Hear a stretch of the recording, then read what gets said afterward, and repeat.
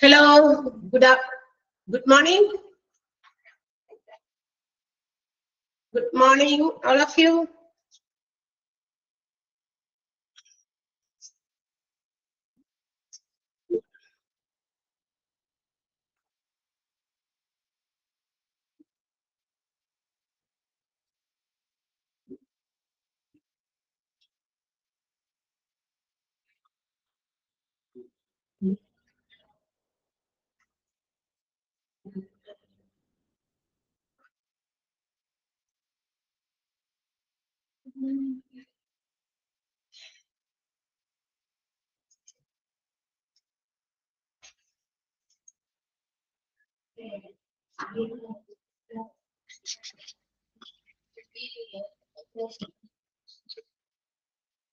Good morning.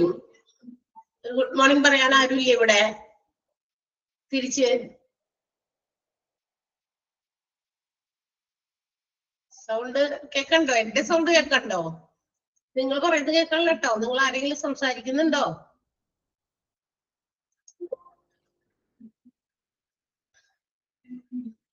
Hello hello.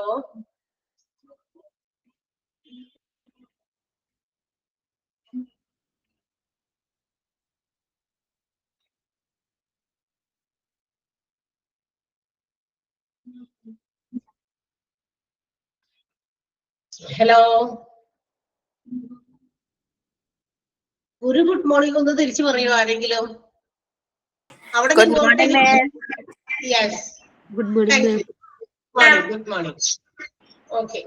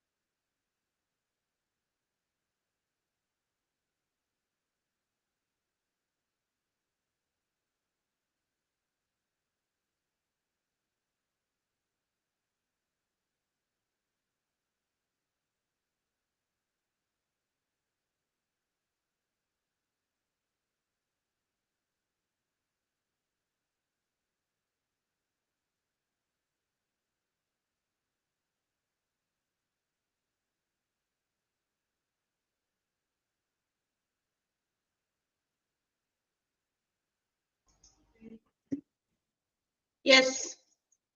So ഒരു good morning തിരിച്ചു കിട്ടാൻ വേണ്ടിയിട്ടാണ് കേട്ടോ അത്ര നേരം വെയിറ്റ് ചെയ്തത്. ഒരാളെങ്കിലും ഒന്ന് നിങ്ങളുടെ സൗണ്ട് ഇങ്ങോട്ടും ക്ലിയർ ആണോ എന്ന് അറിയാൻ വേണ്ടിയിട്ടാ. എന്റെ സൗണ്ട് അങ്ങോട്ട് കേട്ടിട്ട് അത് ക്ലിയർ ആകണോ എന്ന് അറിയാൻ വേണ്ടിയിട്ടാ. അപ്പൊ ആരെങ്കിലും ഒരാള് ഒന്ന് ടൈപ്പ് ചെയ്യാതെ ഒന്ന് റെസ്പോണ്ട് ചെയ്താൽ മതി, എത്ര ഉള്ളൂ. ഒരു സൗണ്ട് അവിടെ നിന്ന് ഇങ്ങോട്ട് കിട്ടുമ്പോ ഒരു പോസിറ്റിവിറ്റി നമുക്ക് ഫീൽ ചെയ്യുമല്ലോ. That's all. അപ്പൊ ഓക്കെ, സോ ലെറ്റ് സ്റ്റാർട്ട്. നമ്മള് കഴിഞ്ഞ ക്ലാസ്സിൽ എവിടെ വരെ പഠിച്ചു നിർത്തിയെന്ന് ഓർമ്മയുണ്ടോ? എവിടെയാ അടുത്ത് നിർത്തിയേക്കണേ? ആർക്കെങ്കിലും ഓർമ്മയുണ്ടോ? ട്രെയിനിങ് മെത്തേഡ്സ് ആൻഡ് ടെക്നിക്സ് ആണോ? അതെ, ട്രെയിനിങ് മെത്തേഡുകളാണ്. നമ്മൾ പല രീതിയിലുള്ള ട്രെയിനിങ് രീതികളുണ്ട്. And it is broadly classified into on the job training and off the job training. അതെ, നമ്മുടെ ട്രെയിനിങ് പല രീതിയിലും പ്രൊവൈഡ് ചെയ്യാം.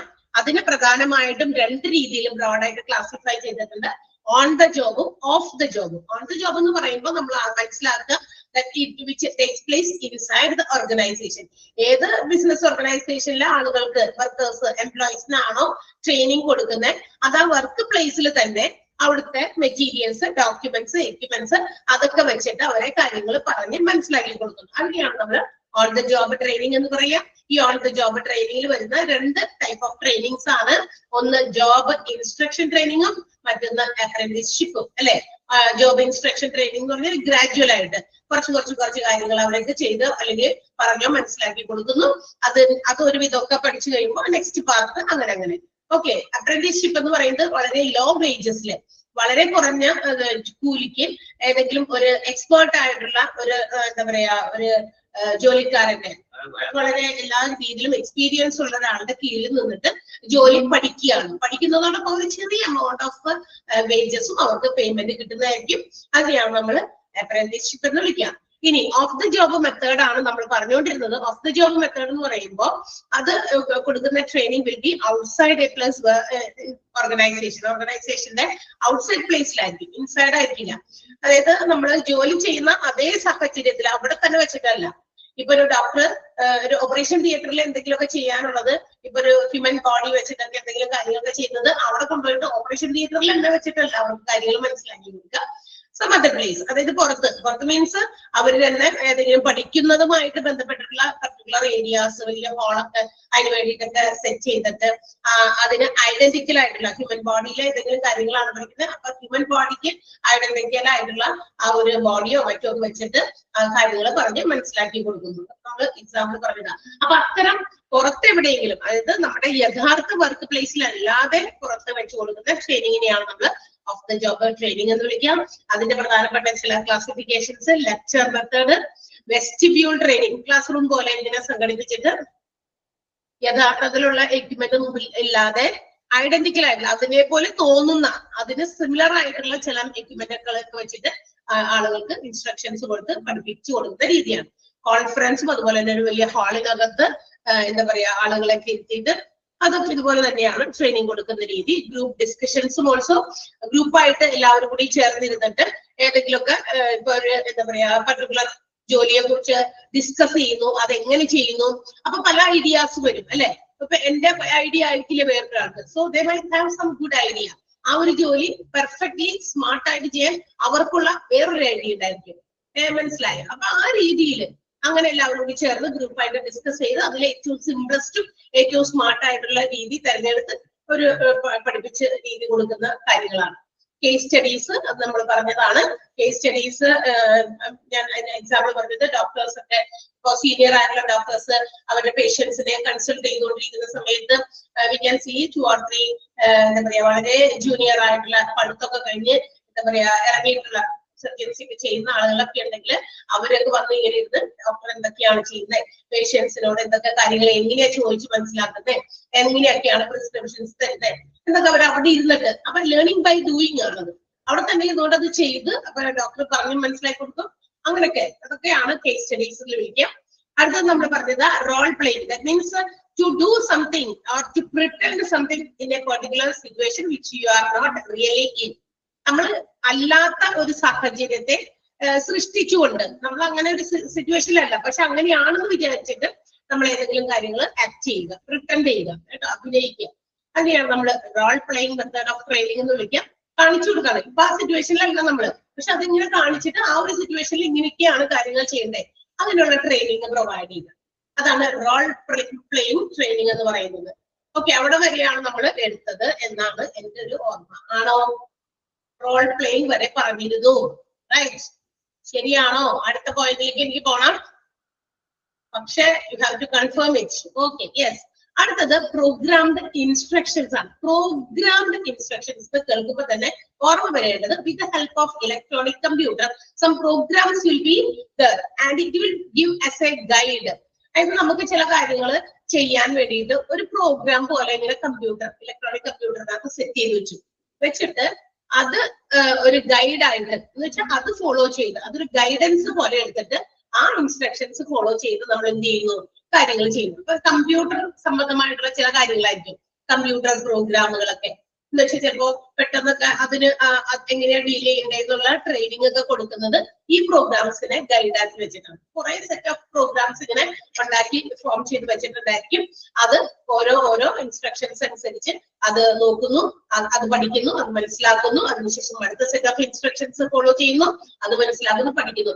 പക്ഷെ ഇവിടുത്തെ പ്രത്യേകത പ്രോഗ്രാമിന്റെ ഇൻസ്ട്രക്ഷൻസിൽ കൊടുക്കുന്ന training will be provided with the help of electronic computer. അതാണ് ഇതിന്റെ വ്യത്യാസം.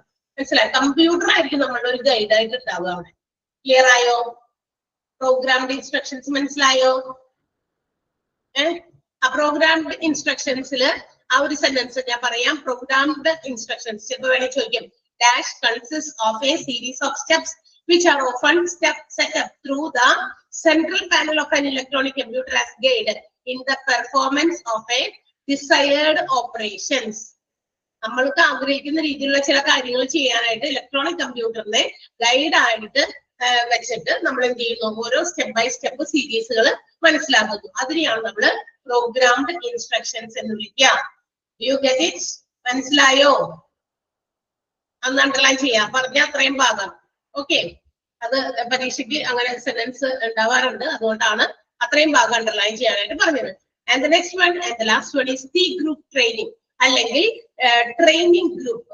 ടി ഗ്രൂപ്പ് ട്രെയിനിങ് അല്ലെങ്കിൽ ട്രെയിനിങ് ഗ്രൂപ്പ്, അത് നമുക്ക് അങ്ങനെയാണ് പറയാം. അപ്പൊ ടി ഗ്രൂപ്പ് ട്രെയിനിങ് എന്താണെന്ന് നോക്കാം.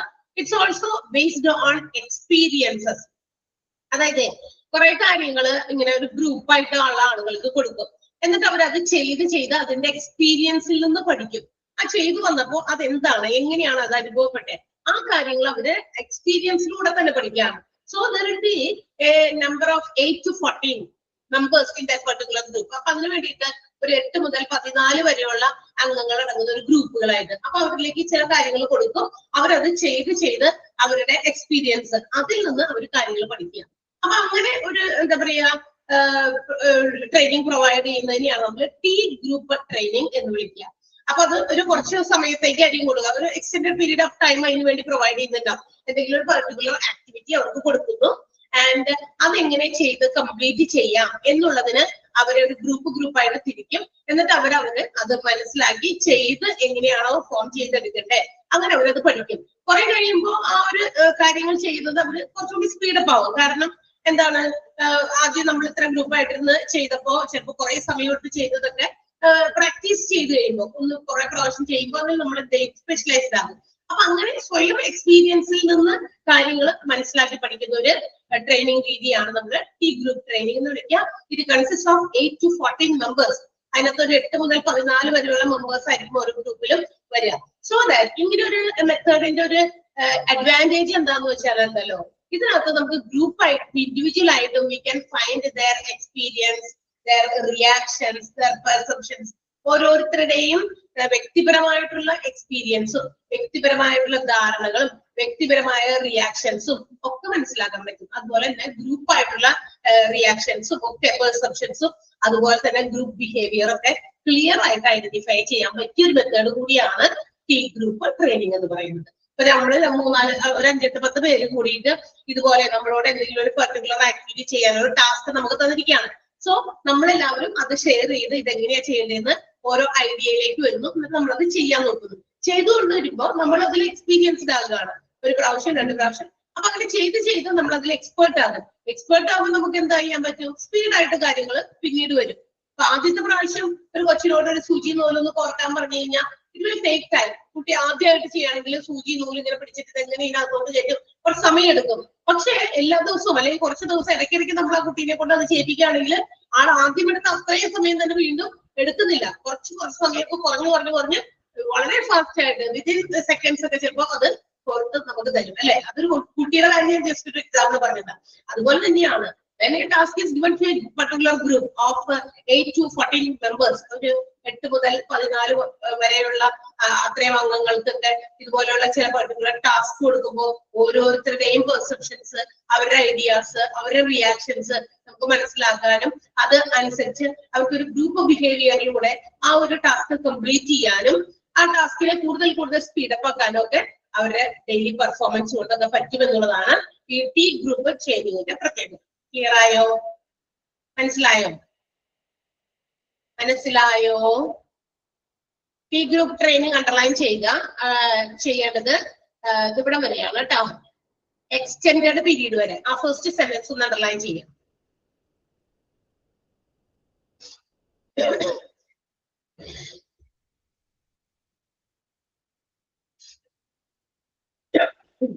ഓക്കെ, ഫസ്റ്റ് സെന്റൻസ് മാത്രം മതി. നമ്മൾ പറഞ്ഞു of the job method, on the job മെത്തേഡിൽ ഏതൊക്കെ വരും എന്ന് വേണമെങ്കിൽ ചോദിക്കും. അപ്പൊ ഓഫ് ദ ജോബ് മെത്തേഡിൽ വരുന്ന കാര്യങ്ങളാണ് നമ്മൾ പറഞ്ഞത്. Lectures, vestibule training, conference, group discussion, പിന്നെ case studies, role playing, then നമ്മുടെ T group training and programmed instructions. ഇത്രയുമാണ്. അതിന്റെ കൂടെ തന്നെ ചിലതിന്റെ മാത്രം ഞാൻ ഇങ്ങനെ അണ്ടർലൈൻ ചെയ്യാൻ പറഞ്ഞത്. അത് റോൾ പ്ലേയിങ്, പ്രോഗ്രാംഡ് ഇൻസ്ട്രക്ഷൻസ്, അതുപോലെ തന്നെ ടി ഗ്രൂപ്പും പിന്നെ വെസ്റ്റിബ്യൂളും. അത് സെപ്പറേറ്റ് അതിന്റെ കാര്യങ്ങൾ ചിലപ്പോൾ സെന്റൻസ് ആയിട്ടൊക്കെ ചോദിച്ചു കണ്ടിട്ടുണ്ട്. അതുകൊണ്ടാണ് നിങ്ങളോട് അത് സെപ്പറേറ്റ് അണ്ടർലൈൻ ആയിട്ട് ചെയ്യാൻ പറഞ്ഞത്. Okay, next moving to the next term. അടുത്ത നമ്മൾ പഠിക്കാൻ പോകുന്നത് പെർഫോമൻസ് അപ്രൈസൽ ആണ്. അപ്രൈസൽ എന്താണ്? പെർഫോമൻസ് അപ്രൈസൽ എന്ന് പറഞ്ഞാൽ it is the estimation of employees performance. അതായത് ഒരു ഓർഗനൈസേഷനിൽ ജോലി ചെയ്യുന്ന എംപ്ലോയീസിന്റെ പെർഫോമൻസിനെ ഇവാലുവേറ്റ് ചെയ്യുക, എസ്റ്റിമേറ്റ് ചെയ്യുക എന്നുള്ളതാണ് എന്ത് വിളിക്കുക നമ്മൾ പെർഫോമൻസ് അപ്രൈസൽ. അത് മാത്രമല്ല according to the job requirements. ഇപ്പൊ ഒരു ജോലി, ആ ജോലിയുടെ ആവശ്യകത എന്താണ്, അതിനനുസരിച്ച് എംപ്ലോയീസിന്റെ പെർഫോമൻസുകളെ വിലയിരുത്തുക. അതിനെയാണ് നമ്മൾ പെർഫോമൻസ് അപ്രൈസൽ എന്ന് വിളിക്കുക. ഇപ്പൊ കൊടുത്തിരിക്കുന്ന ജോലി ഒരു ടീച്ചറാണ്, അപ്പൊ ടീച്ചർക്ക് കൊടുത്തിരിക്കുന്ന ജോലി ടീച്ചിങ് ആണ്. അപ്പൊ നമുക്ക് ആ ടീച്ചിങ്ങിലൂടെ എത്രത്തോളം നമ്മുടെ ആവശ്യകത, ഓർഗനൈസേഷന്റെ ആ ഒരു റിക്വയർമെന്റ് സാറ്റിസ്ഫൈ ചെയ്യാൻ ആ എംപ്ലോയിക്ക് പറ്റുന്നുണ്ട്, അതാണ് വിലയിരുത്തേണ്ടത്. മനസ്സിലായില്ല? എന്തെങ്കിലും അങ്ങനെ പഠിപ്പിച്ചിട്ട് പോയാൽ പോരാ. Whether it is communicated properly to the students, അല്ലെ? കമ്മ്യൂണിക്കേറ്റ് ചെയ്യുന്ന രീതി അത് സ്റ്റുഡൻസിന് വ്യക്തമായിട്ട് മനസ്സിലാകുന്നുണ്ടോ എന്നുള്ളതൊക്കെ അതിന്റെയൊക്കെ അടിസ്ഥാനത്തിലാണ് ഒരു എംപ്ലോയിയുടെ പെർഫോമൻസിന് വിലയിരുത്തേണ്ടത്. ആ ടീച്ചർ ക്ലാസ്സിൽ നമ്മൾ കൃത്യമായിട്ട് 10:30 ക്ലാസ്സിൽ കയറി, 11:30 ടീച്ചർ ക്ലാസ്സിൽ കയറി. ഓക്കെ, ഇതൊക്കെ വളരെ കറക്റ്റ് ആണ്. പക്ഷെ അത് മാത്രം പോരാ, അല്ലെ? ആ പഠിപ്പിക്കുന്ന കാര്യങ്ങളും അല്ലെങ്കിൽ എന്തൊക്കെയാണോ കുട്ടികളിലേക്ക് കൊടുക്കാൻ ഉദ്ദേശിക്കുന്നത് അത് കൃത്യമായിട്ട് പ്രോപ്പറായിട്ട് ടീച്ചർ അത് കൺവേ ചെയ്യുന്നുണ്ടോ എന്നുള്ളതൊക്കെ എസ്റ്റിമേറ്റ് ചെയ്യുക, അല്ലെ? അപ്പൊ അങ്ങനെ എസ്റ്റിമേറ്റ് ചെയ്യുമ്പോൾ നമുക്ക് we can find the differences, അല്ലെ? മനസ്സിലാക്കാൻ പറ്റും എല്ലാവരും ഒരുപോലെയല്ല. Way of teaching, style of teaching, method of teaching difference, വ്യത്യാസം ഉണ്ടായിരിക്കും. പക്ഷേ എന്ത് വ്യത്യാസം ഉണ്ടായിക്കോട്ടെ, എന്ത് കാര്യമാണെങ്കിലും പ്രോപ്പർലി അത് കുട്ടികളിലേക്ക് കൃത്യമായിട്ട് കൺവേ ചെയ്യാനായിട്ട് പറ്റണം. അതിന് എത്രത്തോളം എംപ്ലോയീസിന് പറ്റുന്നുണ്ട്. അത് ഞാനൊരു എക്സാമ്പിൾ ആയിട്ടാണ് ടീച്ചേഴ്സിന്റെ കാര്യം പറഞ്ഞത്. അതുപോലെ തന്നെയാണ് ഏത് ഓർഗനൈസേഷനിൽ വർക്ക് ചെയ്യുന്ന എംപ്ലോയീസ് ആണെങ്കിലും what they are doing in the business, അവരെന്ത് ജോലിയാണോ ഓരോ ബിസിനസ് ഓർഗനൈസേഷനിൽ ചെയ്യുന്നത് അത് it is according to the job requirements. നമ്മുടെ ഓർഗനൈസേഷന് ആവശ്യമായ രീതിയിലാണ്.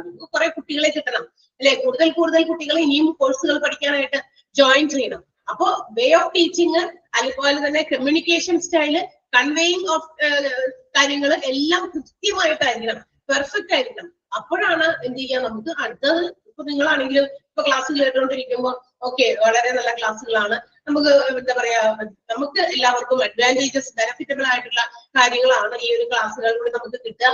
ഈ കോഴ്സ് പഠിക്കുന്നതോടൊപ്പം അത് വളരെ വ്യക്തമായിട്ട് കൃത്യമായിട്ട് ടീച്ചേഴ്സ് മനസ്സിലാക്കി തരുന്നുണ്ട്. സോ അപ്പൊ നിങ്ങൾ എന്ത് ചെയ്യും, ഒരു 10 കുട്ടികളോടാണെങ്കിലും നിങ്ങളൊരു മൗത്ത് അഡ്വർടൈസ്മെന്റ് നടത്തും, അല്ലെ? നിങ്ങളുടെ കൂട്ടുകാരോടോ മറ്റുള്ളവരോടോ ഒക്കെ ഒരു ഷെയർ ചെയ്യും.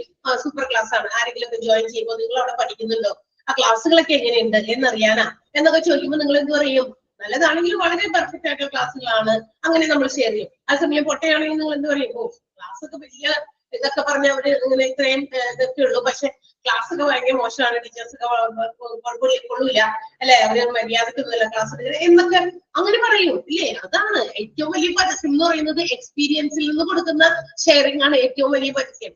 നമ്മളിപ്പോ ഒരു പ്രോഡക്റ്റ് ഓൺലൈനിൽ വാങ്ങിക്കുമ്പോൾ അതിനകത്ത് നമ്മൾ ഒരു കണ്ടു വളരെ നല്ല സെലിബ്രിറ്റീസിനെ കൊണ്ടൊക്കെ ഒരു പ്രോഡക്റ്റിന്റെ ഒരു ഇതൊക്കെ കൊടുത്തിട്ടുണ്ട്, ആഡൊക്കെ കൊടുത്തിട്ടുണ്ട്, അല്ലെ? എന്തെങ്കിലും ഒരു ബ്യൂട്ടി പ്രോഡക്റ്റ് ആണ് വിചാരിക്കുക, പണ്ടേ ഇത് തേച്ചാൽ അല്ലെങ്കിൽ ഇതായ അവരെ പോലെ ആകും എന്നൊക്കെ വിചാരിച്ചിട്ട് അങ്ങനെ മാത്രമാണ്. അല്ല, നമ്മൾ മെഡിറ്റേറ്റഡ് ആണ്, അല്ലെ?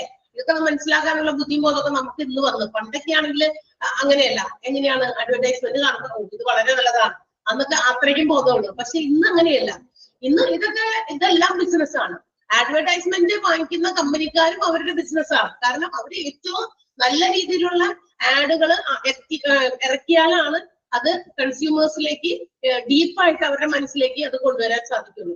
അപ്പൊ അതിനനുസരിച്ചിട്ടുള്ള സൗണ്ട് ഇഫക്റ്റും കളർ ഇതും ഒക്കെ ഒരുപാട് അവര് എന്താ പറയാ കുത്തിക്കയറ്റിയിട്ടാണ് ഓരോ അഡ്വർടൈസ്മെന്റുകൾ എടുക്കുക, അല്ലെ? എന്നാലാണ് അട്രാക്ട് ചെയ്യാൻ പറ്റുള്ളൂ കൺസ്യൂമേഴ്സിനെ. അതുപോലെയാണ്. കാരണം ഇറ്റ്സ് ഓൾസോ എ ബിസിനസ്, അവരുടെ ബിസിനസ് ആണത്, അല്ലെ? അപ്പൊ അങ്ങനെ മാത്രം കൊടുത്തു കഴിയുമ്പോൾ പറയാണ് ഇത്. പക്ഷെ യഥാർത്ഥത്തിൽ നമ്മൾ എക്സ്പീരിയൻസ് ചെയ്തപ്പോ ഇതൊക്കെ വെറുതെ ചുമ്മാതാണ്, അല്ലെ? ഇതൊന്നും അങ്ങനെയൊന്നും ആവാമല്ല. നമുക്ക് ഓൾറെഡി ഗ്ലാമർ ഉണ്ട്, അതുകൊണ്ട് ഇതൊക്കെ തേച്ചപ്പോ അത് നമ്മളെ ഇങ്ങനെ കാണിക്കുന്നു, അത്രേ ഉള്ളൂ. അതുകൊണ്ടാണ്. അല്ലാതെ ഇതിനൊക്കെ ഓരോ പരിധിയുണ്ട്. നമുക്ക് ഒരു നാച്ചുറൽ ആയിട്ടുള്ള ഒരു ബ്യൂട്ടി ഓരോരുത്തർക്കും ഉണ്ട്, അല്ലെ? ചിലപ്പോഴൊക്കെ അതിനകത്ത് അല്ലെങ്കിൽ പറയും ഇതിനൊക്കെ സൈഡ് ഇഫക്റ്റ് ഉണ്ട്, ഇതിനകത്തൊക്കെ മറ്റ് കെമിക്കൽസ് ഒക്കെ ആഡ് ചെയ്തിട്ട് ഇങ്ങനെ വരുന്നത്. എന്നൊക്കെ പറയും അല്ലെ, അതൊക്കെ ഒരു പരിധി വരെ. പക്ഷെ അപ്പൊ ഇങ്ങനെയുള്ള കാര്യങ്ങൾ പരസ്യങ്ങളിലൂടെ ആണെങ്കിലും നമ്മൾ സ്വന്തം എക്സ്പീരിയൻസിൽ നിന്ന് പറയുകയും സൂപ്പറാണ് കേട്ടോ അത് ഉപയോഗിച്ച അത് അതിനെ കുറിച്ച് എന്താ പറയാ എല്ലാ കാര്യങ്ങളും അറിയാവുന്ന ആളുകളോട് ചോദിച്ചിട്ടാണ് നമ്മൾ ഇതിന്റെ പ്രോഡക്റ്റ് വാങ്ങിക്കാനായിട്ട് നോക്കുക. നമ്മൾ അതിനെന്ത് ചെയ്യും, ഓൺലൈൻ പ്രോഡക്റ്റ് ആണ് അതിന്റെ റിവ്യൂസ് നോക്കും. അങ്ങനെയൊക്കെയല്ലേ ചെയ്യാം, നോക്കൂലേ നിങ്ങള് റിവ്യൂസ്? ഇപ്പൊ ഈ ക്ലാസ്സിനെ കുറിച്ചിട്ട് പരസ്യം വരുമ്പോ അല്ലെങ്കിൽ ഇതൊക്കെ നമ്മള് സോഷ്യൽ മീഡിയാസിൽ നമ്മള് പരസ്യമൊന്നും കൊടുക്കാറില്ല, പക്ഷെ സോഷ്യൽ മീഡിയാസിൽ നമ്മൾ നടത്തുന്ന ഓരോ പ്രോഗ്രാമുകളുടെ ഒക്കെ വീഡിയോസ് ഇടുമ്പോ ആ വീഡിയോസ് കണ്ടിട്ട് അട്രാക്റ്റഡ് ആയിട്ട് ആളുകള് എന്താ പറയാ ചോദിക്കാറുണ്ട്, നമ്മളോട് കാര്യങ്ങൾ അന്വേഷിക്കാറുണ്ട്, എങ്ങനെയൊക്കെയാണ് ക്ലാസ്സുകൾ എന്നൊക്കെ. നമ്മളോടല്ല, അതിനുള്ള നമ്പേഴ്സിലൊക്കെ കോൺടാക്ട് ചെയ്തവര് മറ്റു പലരോട് ചോദിക്കും. ഇനി നമ്മളപ്പോ ആരെങ്കിലും ഒക്കെ പറഞ്ഞറിയും ഇന്ന അതൊക്കെ ഞങ്ങൾ പഠിച്ചത് അവിടെ എന്നൊക്കെ പറഞ്ഞു, അതൊക്കെ അഡ്വർടൈസ്മെന്റ് ആണ്. അപ്പൊ അത് നല്ലതാണെങ്കിലാണ് നിങ്ങൾ അങ്ങനെ പറയുള്ളൂ. അപ്പൊ ഒരു എംപ്ലോയിയുടെ പെർഫോമൻസ് നമ്മുടെ ജോബ് റിക്വയർമെന്റ്സിനെ എത്രത്തോളം സാറ്റിസ്ഫൈ ചെയ്യുന്നുണ്ട് എന്നുള്ളത് എസ്റ്റിമേറ്റ് ചെയ്യുന്ന ഒന്ന്, ആ ഒരു ടെക്നിക്ക്, അതിനെയാണ് നമ്മൾ എന്ത് വിളിക്കുക, പെർഫോമൻസ് അപ്രൈസൽ എന്ന് വിളിക്കുക. അതാണ് ഞാൻ ഇത്രയും നേരം കൂടി ഇത് പറഞ്ഞത്. സോ അണ്ടർലൈൻ ദാറ്റ് സെന്റൻസ് എല്ലാവർക്കും ഇപ്പൊ മനസ്സിലായിട്ടുണ്ടാവുമെന്ന് വിചാരിക്കുന്നു. ഞാൻ ഇനി കൂടുതൽ ചോദിക്കുന്നില്ല. ഓക്കെ, ഇനി പെർഫോമൻസ് ഇവാലുവേഷൻ അങ്ങനെയാണെങ്കിൽ എങ്ങനെയാണ് നമുക്ക് ചെയ്യാൻ പറ്റുക? How can we evaluate the performance of the employees? എംപ്ലോയീസിന്റെ പെർഫോമൻസ് നമുക്ക് എങ്ങനെ വിലയിരുത്താൻ പറ്റുമോ നേരം? അപ്പൊ അതിനെന്തെങ്കിലും പ്രോസസ് ഉണ്ട് അല്ലെ? തീർച്ചയായിട്ടും we have to follow these process. ഇതൊക്കെയാണ് നമ്മൾ അതിന് വേണ്ടിയിട്ട് നടത്തുന്ന പ്രോസസ്സിംഗ്. എന്തൊക്കെയാണ്? ഒന്നാമത്തേത് എസ്റ്റാബ്ലിഷ് എ പെർഫോമൻസ് സ്റ്റാൻഡേർഡ്. അതായത് ഇപ്പോ നിങ്ങൾ കുറെ എംപ്ലോയീസിനെ റിക്രൂട്ട് ചെയ്തു, അപ്പൊ അവരോട് കാര്യങ്ങൾ പറയാം, അതെ ഇതാണ് നമ്മളുടെ നിലവാരം, ഈ ഒരു നിലവാരത്തിൽ നമ്മൾ കാര്യങ്ങൾ ചെയ്യണ്ടേ, എന്ത് ജോലി ആയിക്കോട്ടെ, ഇപ്പൊ ടീച്ചിങ് ആയിക്കോട്ടെ മറ്റേതെങ്കിലും, നമ്മൾ ഉദ്ദേശിക്കുന്ന കാര്യം ഇത്രയാണ്. So we have to get that much, അത്രയും നിലവാരത്തിൽ നിങ്ങൾ ജോലി ചെയ്ത് തരണം. ആ ഒരു സ്റ്റാൻഡേർഡ് ആദ്യം തന്നെ എംപ്ലോയീസിനെ കൺവേ ചെയ്യാം. അതിന് വേണ്ടിയിട്ട് ഈ ഒരു സ്റ്റാൻഡേർഡ് ആദ്യം തന്നെ എസ്റ്റാബ്ലിഷ് ചെയ്യും. എത്ര സ്റ്റാൻഡേർഡ് ആണ് നമ്മൾ പ്രതീക്ഷിക്കുന്നത്? ഒരു 70% ഓഫ് റിസൾട്ട് ഒരു ജോലിക്ക് ആദ്യമായിട്ട് കയറുന്ന എംപ്ലോയീസിൽ നിന്ന് ഒരു 70% നമ്മൾ എക്സ്പെക്ട് ചെയ്യുന്നത്. അപ്പൊ ഒരു സ്റ്റാൻഡേർഡ് ആദ്യം തന്നെ ഒന്ന് ഫിക്സ് ചെയ്യുക, എസ്റ്റാബ്ലിഷ് ചെയ്യുക. എന്നിട്ട് എന്ത് ചെയ്യണം? ഈ സ്റ്റാൻഡേർഡ് എന്നുള്ള കാര്യം അത് നമ്മുടെ എംപ്ലോയീസിനെ കൺവേ ചെയ്യാം. നമ്മൾ ഇത്രയാണ് എക്സ്പെക്ട് ചെയ്യുന്നത്. So it have to be conveyed or communicated to the employees. നമ്മൾ എക്സ്പെക്ട് ചെയ്യുന്ന ആ ഒരു സ്റ്റാൻഡേർഡ് എംപ്ലോയീസിനെ അറിയിക്കുക. ആദ്യം എന്താ ചെയ്യേണ്ടത്? ഒരു സ്റ്റാൻഡേർഡ് എസ്റ്റാബ്ലിഷ് ചെയ്യുന്നു, എസ്റ്റാബ്ലിഷ് ചെയ്ത സ്റ്റാൻഡേർഡ് എംപ്ലോയീസിനെ അറിയിക്കുന്നു. ഇത്രയും നിലവാരത്തിലാണ് നിങ്ങൾ ക്ലാസ്സുകൾ എടുക്കേണ്ടത്. ടീച്ചേഴ്സ് ആണെങ്കിൽ ഈ ഒരു നിലവാരമാണ് നമ്മൾ ഉദ്ദേശിക്കുന്നത്. അല്ലാണ്ട് നിങ്ങൾ എന്താ പറയാ ഈ ഒരു ടീച്ചിങ്ങിന് LKG-ലോ അല്ലെങ്കിൽ UP സെക്ഷനിലോ ഹൈസ്കൂളിലോ പഠിപ്പിക്കുന്ന രീതിയല്ല, സംതിങ് ഡിഫറെന്റ് ആണ്. അപ്പൊ ഈ രീതിയാണ്, ഇതാണ് ഞങ്ങൾ ഇവിടെ അവലംബിക്കുന്നത്. So you have to follow this. അത് അങ്ങോട്ട് കമ്മ്യൂണിക്കേറ്റ് ചെയ്യാം. ക്ലിയർ ആയോ? മനസ്സിലായോ? 1-2 പോയിന്റ്, ഓരോ പോയിന്റും കണക്റ്റഡ് ആണ് കേട്ടോ. ഒന്നാമത് എസ്റ്റാബ്ലിഷ് ദ സ്റ്റാൻഡേർഡ്, രണ്ടാമത് കൺവേ ദ പെർഫോമൻസ് എക്സ്പെക്ടേഷൻ എന്ന് പറഞ്ഞാൽ ഈ സ്റ്റാൻഡേർഡ് എംപ്ലോയീസിനെ അറിയിക്കുക. ഓക്കെ, ആൻഡ് നെക്സ്റ്റ് വൺ, അടുത്തത് എന്താ? അപ്പൊ നമ്മൾ സ്റ്റാൻഡേർഡ് അവരെ അറിയിച്ചു, ഇനി അവരെന്ത് ചെയ്യും? ജോലി ചെയ്യും. ജോലി ചെയ്യുമ്പോൾ we have to measure their actual performance. ഇനി നമ്മൾ എന്ത് ചെയ്യണം? അവരുടെ ആക്ച്വൽ പെർഫോമൻസ് എന്താണ്?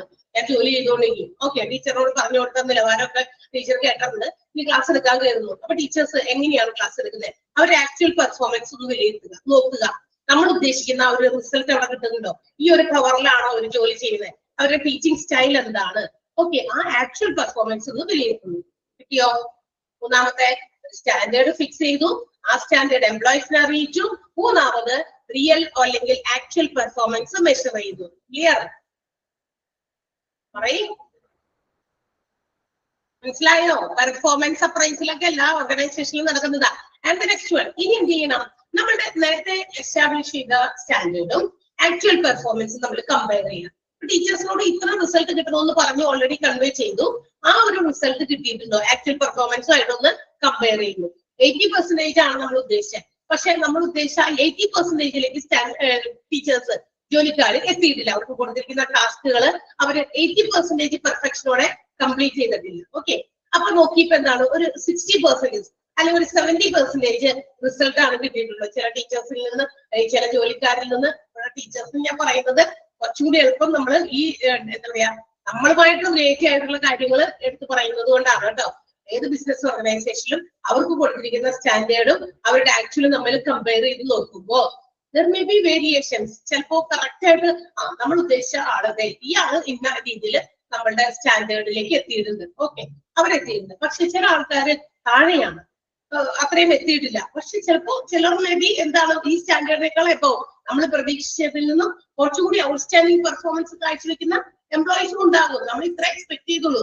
കാരണം എന്താ, ഒരു ഓർഗനൈസേഷൻ ആദ്യമായിട്ട് ജോലിക്ക് വരുന്നവര് അവര് വരുമ്പോ തന്നെ 100% റിസൾട്ട് ഒന്നും നമുക്ക് തരില്ല. അത് ഏത് ജോലി ആയിക്കോട്ടെ, അല്ലെ? പക്ഷെ 100ന്റെ അടുത്തേക്ക് എത്തുന്നവരും ചിലപ്പോഴുണ്ടായിരിക്കാം. അപ്പൊ അതെന്താണെന്ന് മെഷർ ചെയ്യാം. ആക്ച്വലും ഈ സ്റ്റാൻഡേർഡ് ലെവൽ മെഷർ ചെയ്യാം. ഇനി എന്ത് ചെയ്യണം? Discuss the appraisal with the employees. അത് കഴിഞ്ഞിട്ട് നമ്മൾ വിലയിരുത്തിയ വിലയിരുത്തലുകള് ആരെ അറിയിക്കുക? എംപ്ലോയീസിന്. കൂടുതലാണെങ്കിലും കുറവാണെങ്കിലും അവരെ അറിയിക്കാം. നമ്മളുടെ എക്സ്പെക്ടേഷന്റെ അടുത്ത് നീ എത്തി, ഓക്കെ, വെൽ ഡൺ, അവർക്ക് ഒരു അപ്രീസിയേഷൻ ഒക്കെ കൊടുക്കാം, അല്ലെ? വേറൊരു വിഭാഗം നമ്മൾ എക്സ്പെക്ട് ചെയ്ത രീതിയിലേക്ക് നിങ്ങളുടെ പെർഫോമൻസ് വന്നിട്ടില്ല കേട്ടോ, കറക്ഷൻസ് കൊടുക്കുന്നത്. ഇതിലേക്ക് എത്താനുണ്ട്, കുറെ നല്ലതായിട്ട് പരിശ്രമിക്കണം, നിങ്ങൾക്ക് പറ്റും എന്നുള്ള ഒരു ഫോഴ്സ്, ഒരു മോട്ടിവേഷൻ ഒക്കെ അങ്ങോട്ട് കൊടുക്കുക. ഓക്കെ, അപ്പൊ അങ്ങനെയൊക്കെ. അപ്പൊ എന്താണോ ചെയ്യേണ്ടത് അതനുസരിച്ച് പ്രൊവൈഡ് ചെയ്യും. ഔട്ട്സ്റ്റാൻഡിംഗ് പെർഫോമൻസുകൾ ഉണ്ടെങ്കിൽ അവർക്ക് ഒരു നല്ലൊരു അപ്രീസിയേഷൻ കൊടുക്കുക. ഒരു എന്താ പറയാ, ഒരു തുളപ്പ് തട്ടിയോ ഒരു മറ്റുള്ളവർ കുറച്ച് എംപ്ലോയീസിനെ ഒക്കെ വിളിച്ചു നിർത്തിയിട്ട്, കണ്ടോ ഈ ആള് നിങ്ങൾ എല്ലാവരും ഒരുപോലെ തന്ന ടാസ്ക് ഇയാൾ വളരെ കുറച്ചുകൂടി നന്നായി ചെയ്തു എന്നുള്ള ഒരു അപ്രീസിയേഷൻ ഒക്കെ നാലാളുടെ മുമ്പിൽ വെച്ച് കൊടുക്കുമ്പോൾ അത് എംപ്ലോയീസിന് സാറ്റിസ്ഫാക്ഷൻ ആണ്, അല്ലെ? അവർക്ക് അതൊരു വലിയ ഡിഗ്നിറ്റി ആയിട്ട് മനസ്സിലാക്കാൻ പറ്റും. അപ്പൊ ഇതാണ് നമ്മുടെ പെർഫോമൻസ് അപ്രൈസലിന്റെ പ്രോസസ് എന്ന് പറയുന്നത്. ഓക്കെ, ഇങ്ങനെയാണ് എംപ്ലോയീസിന്റെ ജോബ് റിക്വയർമെന്റ്സുമായി ബന്ധപ്പെട്ടിട്ടുള്ള പെർഫോമൻസിനെ വിലയിരുത്തുന്ന രീതികൾ. Okay, first of all standard establish ചെയ്യാം, കൺവേ ദാറ്റ് സ്റ്റാൻഡേർഡ്. ആ സ്റ്റാൻഡേർഡ് തന്നെയാണ് ആ പെർഫോമൻസിന്റെ expectations convey it to the employees. അതിനുശേഷം measure the actual performance, compare the actual performance with the standard, then discuss the appraisal with the employees. എംപ്ലോയീസുമായിട്ട് discuss ചെയ്യുക appraisals. Appraisal കൊടുക്കേണ്ടതാണെങ്കിൽ കൊടുക്കുക, appreciation.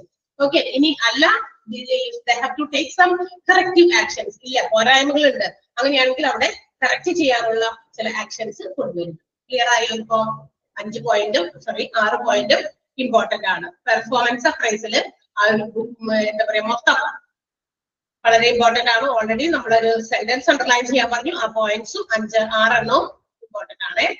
Next topic ആണ് അടുത്തത്, മോട്ടിവേഷൻ ആണ്. നമ്മൾ കുറെ ടേമുകളാണ് കേട്ടോ ലാസ്റ്റ് ഈ ചാപ്റ്ററിന്റെ അവസാന ഭാഗത്തേക്ക് പഠിക്കുന്ന. ഇന്റർവ്യൂ, സെലക്ഷൻ, റിക്രൂട്ട്മെന്റ്, കുറെ എംപ്ലോയീസുമായിട്ട് റിലേറ്റ് ചെയ്തിട്ടുള്ള എല്ലാ കാര്യങ്ങളും. ഓക്കെ, എംപ്ലോയീസിന്റെ ട്രെയിനിങ് മെത്തേഡ്സ് നമ്മൾ പഠിച്ചു. പിന്നെ അതിനുശേഷം നമ്മൾ പെർഫോമൻസ് അപ്രൈസൽ എന്താണെന്ന് പറഞ്ഞു. അത് ജോബ് റിക്വയർമെന്റ്സിന് വേണ്ടിയിട്ട് എംപ്ലോയീസിൽ നിന്നും നമ്മൾ പ്രതീക്ഷിക്കുന്ന അവരുടെ പെർഫോമൻസിന്റെ വിലയിരുത്തലാണ് പെർഫോമൻസ് അപ്രൈസൽ. ആ പ്രോസസ്സ് ഏതൊക്കെയാണ്, അതിന്റെ സ്റ്റെപ്സ് പറഞ്ഞു. നെക്സ്റ്റ് വൺ മോട്ടിവേഷൻ ആണ്. എന്താണ് മോട്ടിവേഷൻ? മോട്ടിവേറ്റ് ചെയ്യാന്ന് പറഞ്ഞാൽ എന്താ? അതായത് in order to achieve the organisational goals, ഒരു ഓർഗനൈസേഷന്റേതായ എല്ലാ ലക്ഷ്യങ്ങളും നേടിയെടുക്കാൻ വേണ്ടിയിട്ട് എന്ത് ചെയ്യണം? We have to persuade the workers for bringing productive performance. അതായത് നമുക്ക് വളരെ ഉത്പാദനക്ഷമമായ രീതിയിലുള്ള പെർഫോമൻസുകൾ എല്ലാ എംപ്ലോയീസിൽ നിന്ന് കിട്ടണം. അതിനു വേണ്ടിയിട്ട് എന്ത് ചെയ്യണം? നമ്മൾ വർക്കേഴ്സിനെ നമ്മൾ പെർസ്വേഡ് ചെയ്യണം. എന്ന് വെച്ചാൽ അവരെ നമ്മൾ പരമാവധി തള്ളണം, അല്ലെ? എന്ന് വെച്ചിട്ടുണ്ടെങ്കിൽ അവരിൽ നിന്ന് നമ്മൾ എന്താണോ ഉദ്ദേശിക്കുന്നത് അത് നമുക്ക് ഇടിക്കണം, അവരെ പിഴിഞ്ഞിട്ടായിരുന്നു എടുക്കണം, അല്ലെ? ഇപ്പൊ ഓരോ ഓർഗനൈസേഷൻ വർക്ക് ചെയ്യുന്ന എംപ്ലോയീസിന് മേ ഹാവ് ഡിഫറെന്റ് ടാലന്റ്സ്, ഒരുപാട് കഴിവുകളുള്ളവരുണ്ടാവും ഓരോ ഓർഗനൈസേഷനിലും, അല്ലെ? ഇപ്പൊ ജോലിക്ക് വേണ്ടി വരുമ്പോ ആ ജോലി മാത്രമല്ല ആൾക്ക് നന്നായി കൈകാര്യം ചെയ്യാൻ പറ്റുക. അതിന്റെ സൈഡായിട്ട് ചിലപ്പോ അതേ ബിസിനസ് ഓർഗനൈസേഷനിൽ നമുക്ക് ഉപയോഗിക്കുന്ന മറ്റ് പല കഴിവുകളും ആൾക്കുണ്ടാകാം. അപ്പൊ ആളെ നമുക്ക് പരമാവധി അവരെ ഉപയോഗപ്പെടുത്തണം. അതിന് വേണ്ടിയിട്ട് അവരെന്ത് ചെയ്യണം? മോട്ടിവേറ്റ് ചെയ്യണം, പെർസ്വേഡ് ചെയ്യണം. മനസ്സിലായി? അതിനെയാണ് നമ്മൾ എന്ത് വിളിക്കുക? മോട്ടിവേഷണൽ പ്രോസസ് എന്ന് വിളിക്കുക. ഏതെങ്കിലും ഓർഗനൈസേഷനിൽ ജോലി ചെയ്യുന്ന വർക്കേഴ്സിനെ in order to achieve the goals, ഓർഗനൈസേഷന്റേതായിട്ടുള്ള എന്താ പറയുക ലക്ഷ്യങ്ങളും അതുപോലെ തന്നെ ഓരോ എംപ്ലോയീസിന്റേതായ ലക്ഷ്യങ്ങളൊക്കെ നേടിയെടുക്കാൻ വേണ്ടിയിട്ട് workers have to be persuaded. അവരെ പെർസ്വേഡ് ചെയ്തുകൊണ്ടിരിക്കുക. ആ പെർസ്വേഷനെയാണ് നമ്മൾ മോട്ടിവേഷണൽ പ്രോസസ് എന്ന് വിളിക്കുക. So how can be it given? അതെങ്ങനെ നമുക്ക് മോട്ടിവേറ്റ് ചെയ്യാൻ പറ്റും? ഈ പറയുന്ന എന്താ പറയാ മോട്ടിവേഷൻ നമുക്ക് ചെയ്യാൻ പറ്റുന്ന പല രീതികളും ഉണ്ട്. എന്ന രീതിയിൽ നമ്മൾ പഠിക്കുന്നുണ്ട് മോട്ടിവേഷന്റെ ചില ടെക്നിക്കുകളൊക്കെ. So first of all let us see what are the objectives. എന്താണ് ഈ മോട്ടിവേഷൻ കൊണ്ടുള്ള ലക്ഷ്യം? എന്തിനാണ് എന്താ പറയാ മോട്ടിവേറ്റ് ചെയ്യുന്ന എംപ്ലോയീസിനെ നമ്മളിങ്ങനെ വർക്കേഴ്സിനെ പെർസ്വേഡ് ചെയ്യുന്നതിന്റെ എന്തിനു വേണ്ടിയിട്ടാണ്? The workers have to work with the passion, enthusiasm, with more interest, initiation. ഓരോ ജോലിക്കാരും അവർ ചെയ്യുന്ന ജോലി വളരെ ഹാപ്പി ആയിട്ട്, enthusiastic ആയിട്ട്, വളരെ പാഷനോട് കൂടി, താല്പര്യത്തോടു കൂടി, അല്ലെ, വലിയ ആഗ്രഹത്തോടു കൂടിയൊക്കെ ചെയ്യണം. എന്തെങ്കിലും വന്ന് ചെയ്ത് എന്താ പറയാ കടമ നിർവഹിച്ചു പോകുന്നതല്ല. ഞാൻ എന്റെ ജോലിക്ക് വരുമ്പോ എനിക്കത് കൃത്യമായിട്ടും വളരെ സന്തോഷത്തോടെയും ഒക്കെ ഇരുന്ന് ചെയ്യാൻ പറ്റണം. അങ്ങനെയാണ് എന്ത് ചെയ്യേണ്ടത്, നമ്മൾ വർക്കേഴ്സിനെ പെർസ്വേഡ് ചെയ്യേണ്ടത്. അപ്പോഴാണ് എന്താ പറയാ ഓർഗനൈസേഷനിൽ വർക്ക് ചെയ്യുന്ന ഓരോ എംപ്ലോയീസിനും മോട്ടിവേറ്റഡ് ആകാൻ പറ്റുക. അല്ലാതെ കാലത്ത് തന്നെ വരുന്നു, അയ്യോ ഇന്നത്തെ എങ്ങനെയെങ്കിലും ഒന്ന് തീർത്തു പോകണം, അല്ലെ, അത് തീർത്തിട്ട് വേഗം അങ്ങോട്ട് അവസാനിപ്പിക്കണം, ആ ഒരു രീതിയിലേക്ക് ആവുന്നത്. വളരെ പാഷനേറ്റ് ആയിട്ട്, ഇൻട്രസ്റ്റിംഗ് ആയിട്ട്, വളരെ ഹാപ്പി ആൻഡ് enthusiastic ആയിട്ട് എംപ്ലോയീസിനെ ജോലി ചെയ്യിപ്പിക്കണം, അല്ലെ, അവർ ആ രീതിയിലേക്ക് കൊണ്ടുവരണം. അപ്പൊ അങ്ങനെയുള്ള കണ്ടീഷൻസ് ക്രിയേറ്റ് ചെയ്യുക എന്നുള്ളതാണ് മോട്ടിവേഷന്റെ ഏറ്റവും ഇമ്പോർട്ടന്റ് ആയിട്ടുള്ള ഒരു ഒബ്ജക്റ്റീവ് എന്ന് പറയുന്നത്. ക്ലിയർ ആയോ? ആ മോട്ടിവേഷന്റെ ആ ഒരു ഹെഡിങ്ങിലുള്ള ആദ്യത്തെ സെന്റൻസ് അണ്ടർലൈൻ ചെയ്യാൻ മറക്കരുത്. The goals of individuals and organization can be achieved through persuading workers towards performance, productive performance. It's called motivational process. അതിനെയാണ് നമ്മൾ motivational process എന്ന് വിളിക്കാം. ഇനി അടുത്തത് ഒബ്ജക്റ്റീവ് ഓഫ് മോട്ടിവേഷനിലും ആദ്യത്തെ സെന്റൻസ് അണ്ടർലൈൻ ചെയ്യണം. കുറച്ച് ബിഗ് സെന്റൻസ് ആണ്.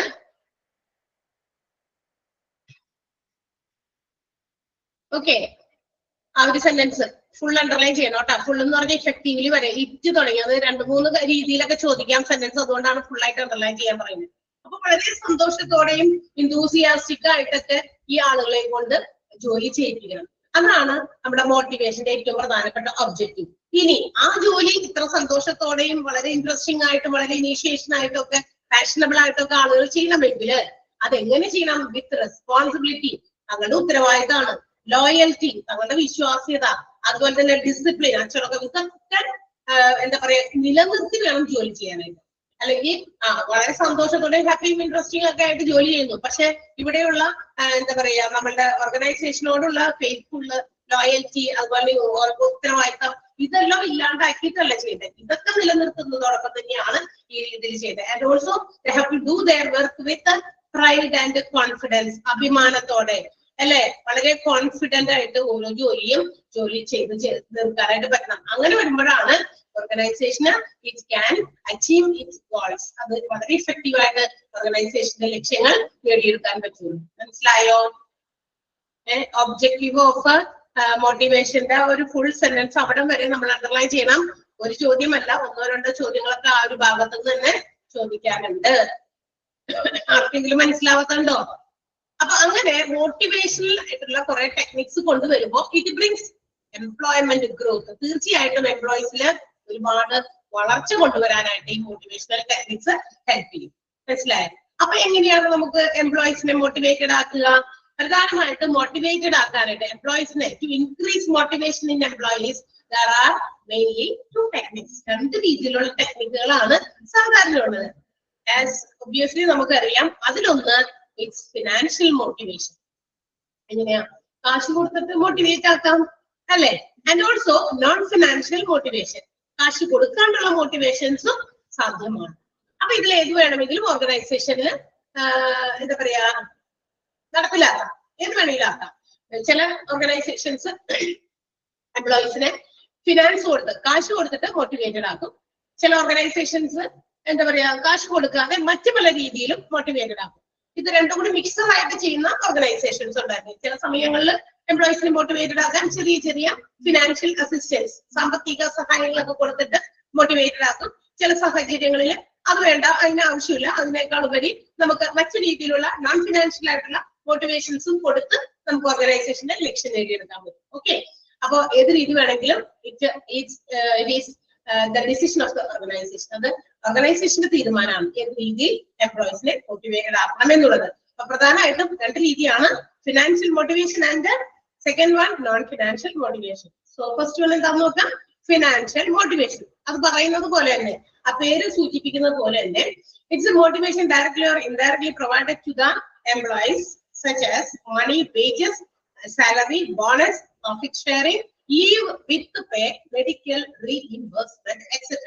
ഇങ്ങനെയൊക്കെ, അതായത് കാശായിട്ട് കൊടുത്ത് അവർക്ക് കൊടുക്കുന്ന സാലറി ഇച്ചിരി കൂട്ടി, വേജസ് കൂലിയാണെങ്കിലും അത് ഇച്ചിരി വർദ്ധിപ്പിച്ച്, അവരെ കൂടുതൽ മോട്ടിവേറ്റഡ് ആക്കാനാണ്.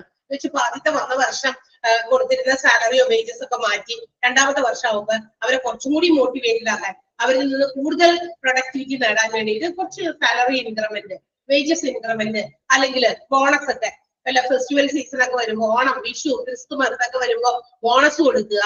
അല്ലെങ്കിൽ ഇപ്പൊ ഒരു ലീവ് എടുത്തു, ആ ലീവിനും പേയ്മെന്റ് കൊടുക്കുക, ലീവ് വിത്ത് പേ. ഇനി മെഡിക്കൽ റീഇംബേഴ്സ്മെന്റ്, ഇപ്പൊ ഹോസ്പിറ്റലൈസ്ഡ് ആയി എന്തെങ്കിലും അസുഖം വന്നു, ആ ഹോസ്പിറ്റലിൽ കൊടുത്ത കാശ് എത്രയാണോ അതിന്റെ ബില്ലൊക്കെ നോക്കിയിട്ട് അതിന്റെ പൈസ വേണമെങ്കിൽ അങ്ങോട്ട് കൊടുക്കാം. കണ്ടോ, ഇതൊക്കെ ഫിനാൻഷ്യൽ മോട്ടിവേഷൻ ആണ്. ക്ലിയർ ആയോ? കാശ് കൊടുത്തുള്ള മോട്ടിവേഷൻ, അതല്ല ഫിനാൻഷ്യൽ മോട്ടിവേഷൻ. ക്ലിയർ ആണോ? പറയും, അതൊക്കെ ഇമ്പോർട്ടന്റ് ആണ് കേട്ടോ. ഫിനാൻഷ്യൽ മോട്ടിവേഷൻസ് ഒന്ന് അണ്ടർലൈൻ ചെയ്തേക്കാം, മെഡിക്കൽ റീഇംബേഴ്സ്മെന്റ് വരെ. ഓക്കെ, തീരാൻ പോകാണ് പാഠം.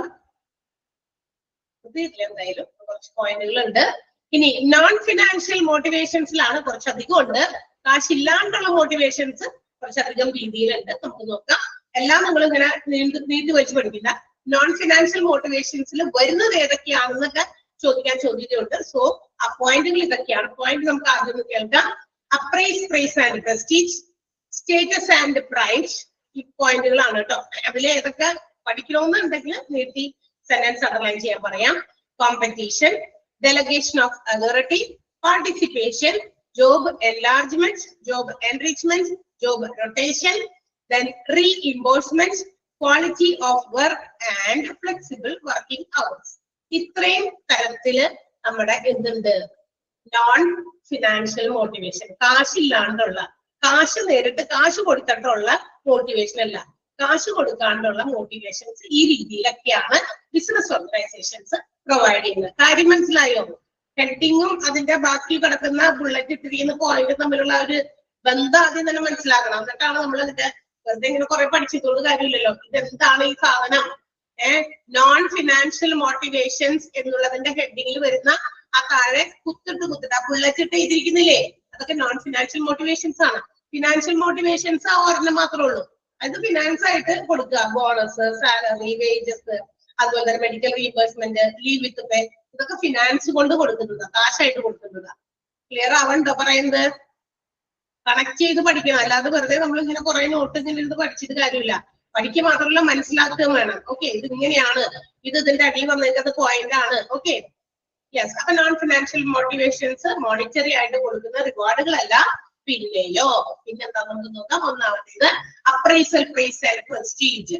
ചില ഓർഗനൈസേഷനിലെ എംപ്ലോയീസ് ജോലി ചെയ്യുമ്പോൾ അവർ ചെയ്യുന്ന അവരുടെ പ്രൊഡക്ടിവിറ്റി, അവരുടെ പെർഫോമൻസ് നോക്കി അവർക്ക് വേണ്ട അഭിനന്ദനങ്ങൾ, അല്ലെങ്കിൽ എന്താ പറയാ, അപ്രീസിയേഷൻസ് അല്ലെ, അവരുടെ പ്രസ്റ്റീജിനെയും ഒക്കെ അവര് ചെയ്യുന്ന കാര്യങ്ങൾക്ക് അവർക്ക് വേണ്ട എന്താ പറയാ പുകഴ്ത്തലുകൾ അവർ ആഗ്രഹിക്കുന്നുണ്ട്. അപ്പൊ ഞാൻ എന്തെങ്കിലും മറ്റുള്ള എംപ്ലോയീസിൽ നിന്ന് ഡിഫറെന്റ് ആയിട്ട് എന്തെങ്കിലും കാര്യങ്ങൾ ചെയ്യുന്നുണ്ടെങ്കിൽ I have to be given praise and prestige.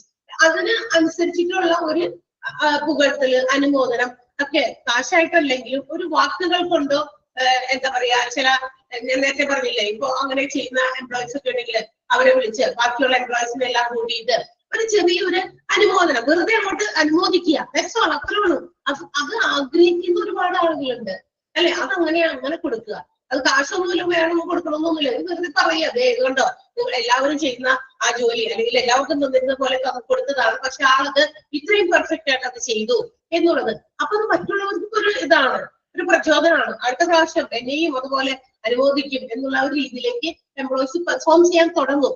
കണ്ടോ, അപ്പൊ അതൊരു മോട്ടിവേഷനാണ്. അപ്പൊ അതുപോലെ തന്നെ ആ എംപ്ലോയിക്കും അതെ, അത് കേൾക്കുമ്പോ ഇത്രയും ചെയ്തപ്പോ എനിക്ക് ആ ഒരു ഇത് കിട്ടി, അപ്രീസിയേഷൻ കിട്ടി. സോ ദ നെക്സ്റ്റ് ടൈം, അടുത്ത സമയം ഞാൻ ഇതിനേക്കാൾ ബെറ്റർ ആയിട്ട് അല്ലെങ്കിൽ ബെസ്റ്റ് ആയിട്ട് എനിക്ക് ചെയ്യാൻ ഇനിയും എനിക്ക് കഴിവുണ്ട് എന്ന ആൾക്ക് തന്നെ ഒരു ബോധ്യം വരും. മനസ്സിലായോ? ഒന്നാമത്തെ point appraisal, praise and prestige ആണ് ഒന്നാമത്തെ പോയിന്റ്. ആ പോയിന്റ് അങ്ങനെ എന്താ പറയാ പഠിച്ചാൽ മതി. അതായത് നോൺ ഫിനാൻഷ്യൽ മോട്ടിവേഷനിൽ വരുന്നത് ഏതൊക്കെയാ താഴെ പറഞ്ഞിട്ടൊക്കെ ചിലപ്പോൾ ചോദ്യം വരും. അപ്രൈസൽ, പ്രൈസ് ആൻഡ് പ്രസ്റ്റീജ് ഓർത്താ മതി. ഇത് പ്രൈസിങ് ആണ്, ആ വേർഡ് പുകഴ്ത്തൽ ആഗ്രഹിക്കുന്നത്. അതൊന്നും കാശായിട്ടല്ല കൊടുക്കുക, പുകഴ്ത്തലൊന്നും കാശായിട്ട് മുടക്കി കൊടുക്കാൻ പറ്റില്ല. അത് നമ്മുടെ ഉള്ളിൽ നിന്ന് വന്ന് ആളുകളിലേക്ക് കൺവേ ചെയ്യേണ്ടതാണ്, പ്രകടമാക്കേണ്ടതാണ് അല്ലെ. ആള് നന്നായി ചെയ്തു, ഓക്കെ, നന്നായിട്ടുണ്ട് ആളത് ചെയ്തതെന്ന് നമ്മൾ മനസ്സിൽ കൊണ്ടുവരുന്നത് കാര്യമില്ല അല്ലെ. ഇത് ചില കാര്യങ്ങൾ നമുക്ക് പ്രകടിപ്പിക്കാനുണ്ട്. സന്തോഷം, സ്നേഹം ഉള്ളിൽ എനിക്കുണ്ട്, ഞാൻ പക്ഷെ അത് കാണിക്കാറില്ല എന്ന് പറഞ്ഞൊക്കെ ചില ആളുകൾ നടക്കും അല്ലെ? പക്ഷെ അത് ശരിയാണോ? ആണോ? ശരിയാണോ? ഒന്ന് ആലോചിച്ച് നോക്കിയാൽ നിങ്ങള്. സ്നേഹം, സന്തോഷം, ഇറ്റ് ഷുഡ് ബി റിഫ്ലക്റ്റഡ് അല്ലെ? നമ്മൾ റിഫ്ലക്ട് ചെയ്യേണ്ടതാണ്. നമ്മളിലൂടെ അത് മറ്റുള്ളവരിലേക്ക് പകരേണ്ടതാണെങ്കിൽ അത് പകർന്നു തന്നെ കൊടുക്കേണ്ടതാണ്. ആണോ? ആണോ? യെസ്. അതെ. ഓക്കെ. യെസ്. അടുത്തത് രണ്ടാമത്തേത് സ്റ്റേറ്റസ് ആൻഡ് പ്രൈഡ്. അത് ഇതുപോലെ തന്നെ എന്താ പറയാ, കാശായിട്ടല്ല മോട്ടിവേഷൻ കൊടുക്കുന്നത്, ചില സ്റ്റേറ്റസ് വർദ്ധിപ്പിക്കുന്ന രീതിയിൽ ആളെ കുറച്ചുകൂടി അഭിമാനപൂരിതമാക്കാൻ വേണ്ടിയിട്ട് ചെയ്യുന്ന ചില പ്രവർത്തികളാണ്. So it's provided by supplying some costly furniture, അല്ലെങ്കിൽ carpets on the floor, pictures on the walls, personal assistant, ഇതൊക്കെ ഉദാഹരണങ്ങളാണ് കേട്ടോ. എന്ന് വെച്ചാൽ ഏതെങ്കിലും പെർട്ടിക്കുലർ എംപ്ലോയി അല്ലെങ്കിൽ കുറച്ച് എംപ്ലോയീസ് മറ്റുള്ളവരിൽ നിന്ന് വ്യത്യസ്തമായിട്ട് ഓർഗനൈസേഷനോ വളരെ കമ്മിറ്റ്മെന്റോടെ വളരെ ഉത്സാഹത്തോടെ നല്ല രീതിയിൽ ജോലി ചെയ്യുന്നുണ്ടെങ്കിൽ അങ്ങനെയുള്ളവര് കൊടുക്കുന്ന ഔട്ട്സ്റ്റാൻഡിംഗ് പെർഫോമൻസിന് അവർക്ക് ചില എന്ത് കൊടുക്കുക, മുൻതൂക്കം കൊടുക്കുക. മറ്റുള്ളവരിൽ വ്യത്യസ്തമായിട്ടുള്ള ചില കാര്യങ്ങൾ, അവരുടെ സ്റ്റേറ്റസിനെയൊക്കെ ഇൻക്രീസ് ചെയ്യുന്ന ചില കാര്യങ്ങൾ കൊടുത്ത് അവരെ അനുമോദിക്കുക. അതെന്ന് പറയുന്നത് ചിലപ്പോ അവർക്ക് കുറച്ചും കൂടി എന്താ പറയാ, നേരത്തെ സാധാരണ സേനയിൽ ഒന്ന് കർണക സേനയിലൊക്കെ അവർ കൊടുക്കുക. ഓക്കെ, അത് കൊടുക്കാം. കണ്ടോ? അപ്പൊ മറ്റുള്ളവരിൽ വ്യത്യസ്തനാക്കി. അപ്പൊ ആളെ കുറച്ചും കൂടി നമ്മൾ ഉയർത്തി, ആളുടെ അഭിമാനം ഉയർന്നു, ആളുടെ സ്റ്റേറ്റസ് വർദ്ധിച്ചു. അല്ലെങ്കിൽ അവർ ഇരിക്കുന്ന സ്ഥലത്ത് അവർക്ക് അവിടെ ഫർണിഷ് ചെയ്യാൻ പറ്റുന്ന എന്തെങ്കിലും കാർപ്പറ്റൊക്കെ അവരുടെ ഫ്ലോറിൽ ഇട്ട് കൊടുക്കുക. സാധാരണ വെറുതെ ഒരു ഫ്ലോറിലായിരുന്നു ഒരു കസേര കെട്ടിട്ട് ഇപ്പൊ കുറച്ചുകൂടി മാന്യതയൊക്കെ കൂട്ടുന്ന രീതിയിൽ ആളെ മോട്ടിവേറ്റഡ് ആക്കാൻ അങ്ങനെ പ്രൊവൈഡ് ചെയ്യുക. അല്ലെങ്കിൽ അവർ ഇരിക്കുന്ന സ്ഥലത്ത് പിക്ചേഴ്സ് ഒക്കെ, വാൾസ് ഒക്കെ എന്താ പറയാ, പിക്ചേഴ്സ് ഒക്കെ വാൾസിൽ തൂക്കുക. അല്ലെങ്കിൽ ഒരു പേഴ്സണൽ അസിസ്റ്റന്റിനെ നിങ്ങൾ ഈ ആളുടെ അസിസ്റ്റന്റ് നമ്മുടെ ഒരാളെ അസിസ്റ്റന്റ് ആയിട്ട് കൊടുക്കുക.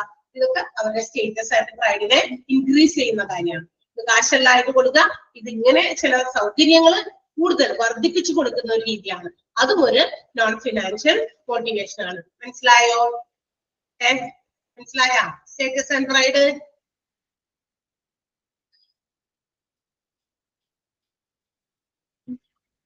ഇല്ലാന്നാണോ? മനസ്സിലായില്ലെന്നാണോ?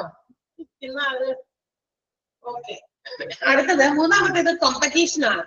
C actually there will be no competition between the employees in an organization. ഇപ്പൊ നമുക്കറിയാം, ഒരു ബിസിനസ് ഓർഗനൈസേഷനിൽ ജോലി ചെയ്യുന്ന എംപ്ലോയീസ് ഒരുപാട് പേരൊക്കെ ഉണ്ടെങ്കിൽ അവർ തമ്മിൽ മത്സരങ്ങളൊന്നും ഇല്ല. എന്ന് വെച്ചാൽ നമ്മളല്ലല്ലോ മത്സരിക്കണേ, നമ്മളൊരു ഓർഗനൈസേഷന് വേണ്ടി ജോലി ചെയ്യുന്നവരാണ്. ആ ഓർഗനൈസേഷൻസ് തമ്മിലാണ് മത്സരം. ഇപ്പൊ ഇതൊരു ബിസിനസ് ഓർഗനൈസേഷൻ ആണെങ്കിൽ ഇതുപോലെയുള്ള സിമിലർ ബിസിനസ് ചെയ്യുന്ന മറ്റു ഓർഗനൈസേഷൻസ് നമുക്ക് ചുറ്റുമുണ്ട്. ബിസിനസ് ഓർഗനൈസേഷൻസ് തമ്മിൽ കോമ്പറ്റീഷൻസ് ഉണ്ട് അല്ലെ? ഒരു ബിസിനസ് ഓർഗനൈസേഷനകത്ത് ജോലി ചെയ്യുന്ന എംപ്ലോയീസ് തമ്മിൽ സാധാരണ ഗതിയിൽ കോമ്പറ്റീഷൻസ്, മത്സരങ്ങളൊന്നുമില്ല.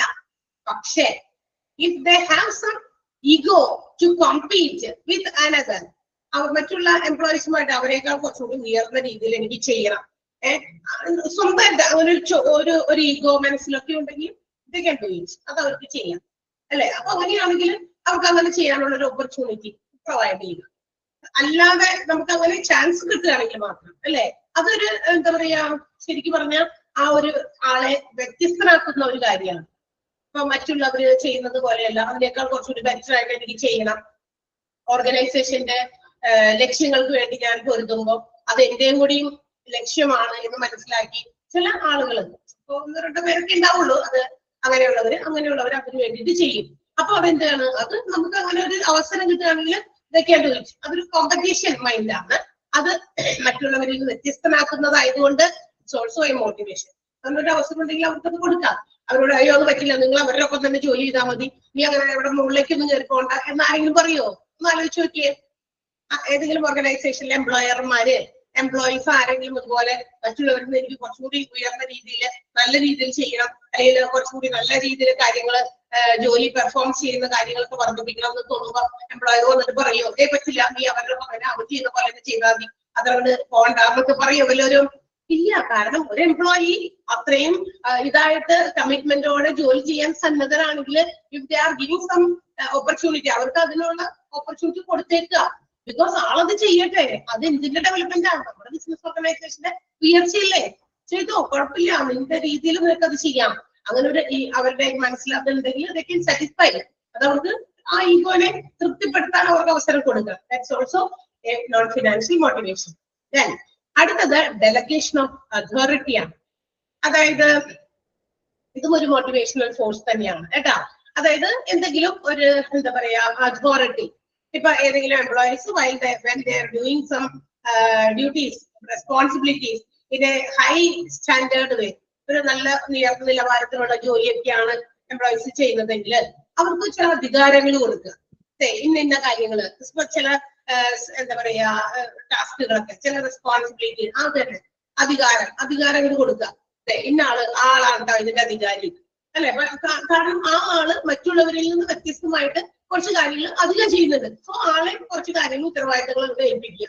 അപ്പൊ അവരുടെ കൺട്രോളില്, ആ ആളുടെ കൺട്രോളില് ബാക്കി കാര്യങ്ങളെല്ലാം തന്നെ സ്മൂത്ത് ആയിട്ട് ഫങ്ഷൻ ചെയ്യും എന്നുള്ളൊരു ബോധ്യം. മനസ്സിലായോ? അതൊരു മോട്ടിവേഷൻ ആണ്. അതായ എംപ്ലോയിക്ക് ഒരു മോട്ടിവേഷനാണ്. കാരണം വേറെ ആർക്കും കൊടുത്തില്ല ആ അധികാരം, എനിക്കാ കിട്ടിയത്. So it's a motivation to be. അതെനിക്കൊരു മോട്ടിവേഷൻ തന്നെയാണ്. ക്ലിയർ ആയോ? ഡെലഗേഷൻ ഓഫ് അതോറിറ്റി, അധികാരങ്ങള് എന്താ പറയാ ഹാൻഡ് ഓവർ ചെയ്ത് കൊടുക്കുക. ഇപ്പൊ ഞാൻ ചെയ്യേണ്ട ജോലി അതിന് പറയും ഇയാളത് കറക്റ്റ് ആയിട്ട് ചെയ്തോളും. കാരണം ആള് അത് വളരെ കമ്മിറ്റ്മെന്റോടെ റെസ്പോൺസിബിൾ ആയിട്ട് കാര്യങ്ങൾ ചെയ്യുന്നുണ്ട്, ആ ഒരു ബോധ്യം. ഓക്കെ, മനസ്സിലായ? അതുപോലെ നോൺ ഫിനാൻഷ്യൽ മോട്ടിവേഷൻ ആണ്. നെക്സ്റ്റ് വൺ പാർട്ടിസിപ്പേഷൻ ആണ്. പാർട്ടിസിപ്പേഷൻ എന്തില് പാർട്ടിസിപ്പേഷൻ ആയിരിക്കും?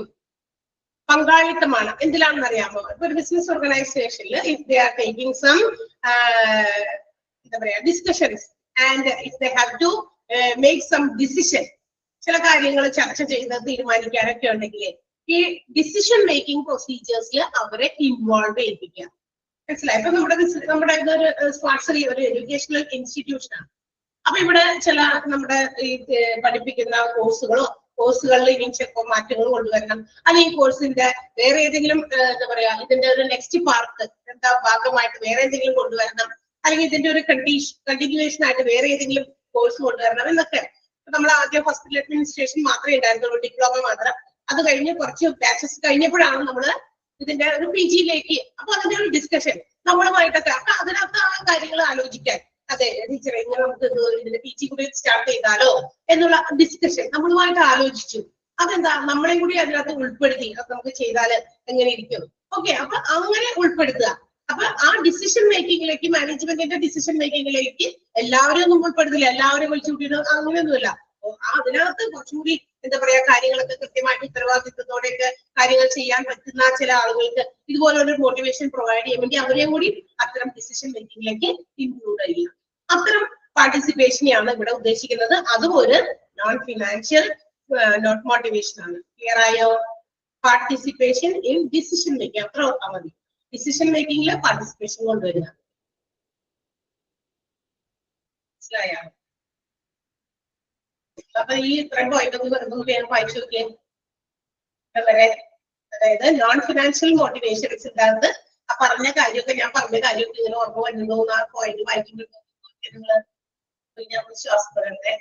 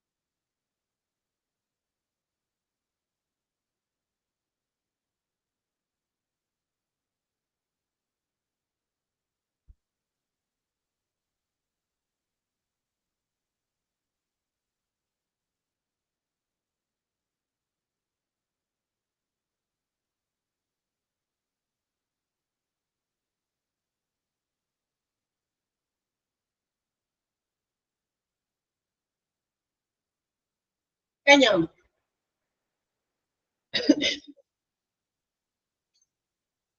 തീരില്ല നന്നായി.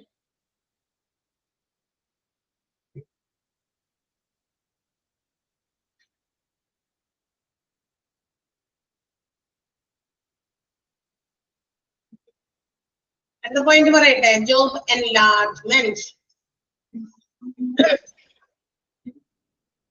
Okay, yes. അടുത്തത് ജോബ് എൻലാർജ്മെന്റ് ആണ്. ജോബ് എൻലാർജ്മെന്റ് എന്ന് പറഞ്ഞാലേ ഇവിടെ ഇത് എന്താ പറയാ,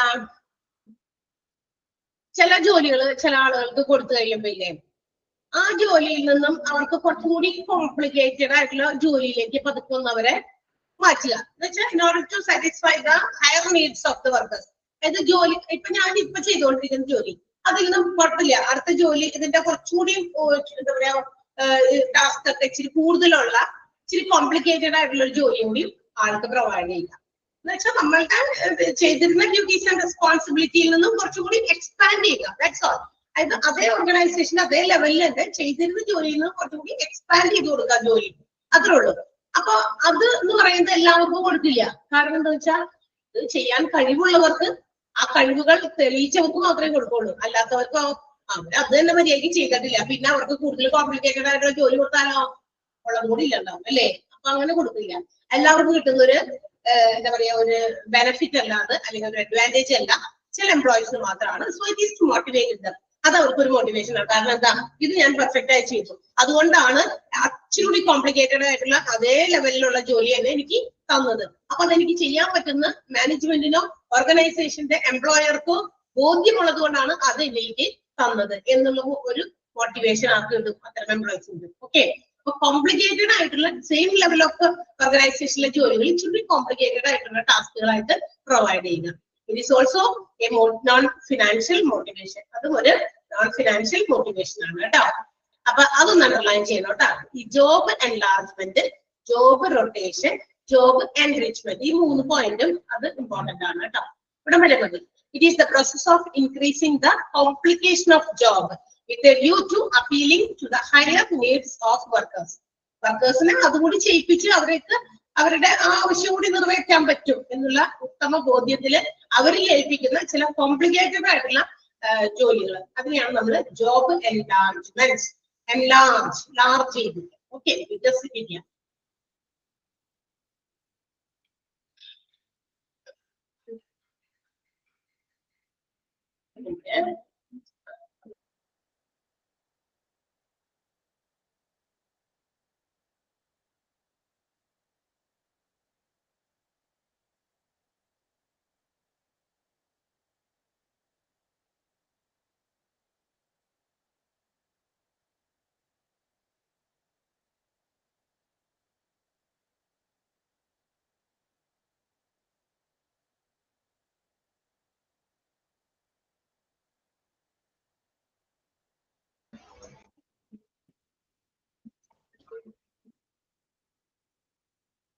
അണ്ടർലൈൻ ചെയ്തോ?